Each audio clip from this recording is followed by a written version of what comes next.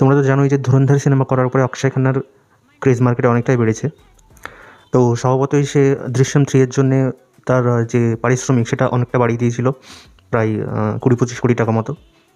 তো তার জন্য তো দৃশ্যম 3 যে প্রডিউসার আছে সে তাকে প্রথমে মানে যাচ্ছে তাইভাবে স্ল্যাম করে যে আমি ওকে নিয়ে এসেছিলাম, তার আগে তো ঘরে পড়েই ছিল, কোনো কাজ ছিল না, এরকম এটা এটা সেটা বলে।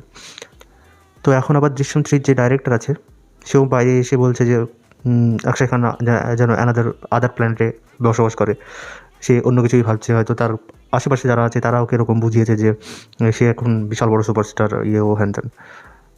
তো সে আবার তাকে সাজেস্ট করছে যে বাইরে যাক, গিয়ে দেখুক, নতুন সিনেমা করুক যেখানে সে নিজে মানে মেন লিড রোল প্লে করবে, এই সব বলছে।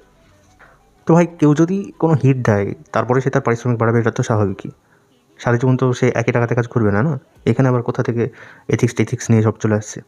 মানে বোঝাও কেউ আমাকে, কীভাবে হয় এটা? ভাই, যখন প্রডিউসাররা নতুন নতুন স্টারকাস্ট যারা থাকে তারা খুব ট্যালেন্টেড থাকে, কিন্তু ওরা বুঝতে পারে, কিন্তু তারা নতুন বলে তাদেরকে তো খুবই নগণ্য টাকায় সব কাজ করায়। কিছু কিছু প্রজেক্ট আছে, যেমন কার্তিক আরিয়ান বলছিল প্যার কা পাঞ্চানামা জব সাইন করে তখন 75,000 টাকা করেছিল, ঠিক আছে?